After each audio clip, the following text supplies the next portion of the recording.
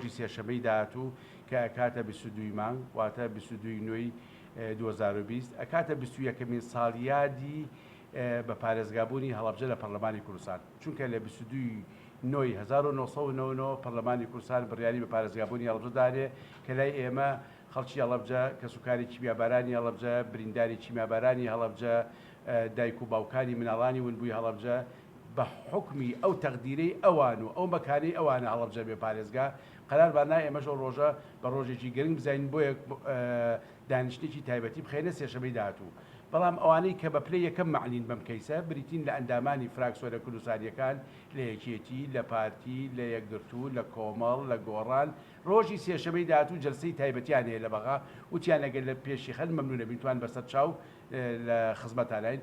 دانیشتنەکەی سێشەمەی داهاتوومان خستە دوو بەیانی واتە خسمانە ڕۆژی حەڤەی مانگ سەعات 10:30 لە هۆڵی مۆنیمێنت ئەمە باسە جەبلارە سیاسەکان ڕێکخراوەکانی کۆمەلگای مەدەنی و با بڵین کەسوکاری کیمیاباران و کەسوکاری مناڵانی ونبوو و هەموو ڕای گشتی بزانێت دانیشتنی سێشەمەی داهاتوو پێشخرا بۆ دوو بەیانی واتە لە جیاتی 22 نۆ خرایە ڕۆژی حەڤەی نۆ کە ئەکاتە دوو بەیانی سەعات 10:30 لە هۆڵی مۆنیمێنت یاداشتەکەی ئێمە بۆ حکومەتی هێرێمە یاداشتێکی تایبەتە بە مەجلیسی نەواب واتە بریتێت بە ئەندامانی فراکسۆرە کوردستانیەکان کە جێ سوپاس و تەقدیرن لای ئێمە بە هەموو خلافێکی فکری و ئایدیانەوە لەسەر قەزەی هەڵەبجە لەسەر بە پارێزگابوونی هەڵەبجە لەسەر باڕێن بژاردننی زەرەر و زیانی مادی هەڵەبجەی چەندین ساڵ هەموو متتەفقن هەموو هاودەنگ و هاوڕێنگن کە جێی تەقدیرن ئێمە کۆبوونەوەی ئاسایی ئەو ڕۆژە تەقدیمی یاداشتەکەمان ئەکەوێتە ڕۆژی پێنجشەمە سەعات 10:30 حەڤەی نۆ لە هۆڵی مۆنیمێنت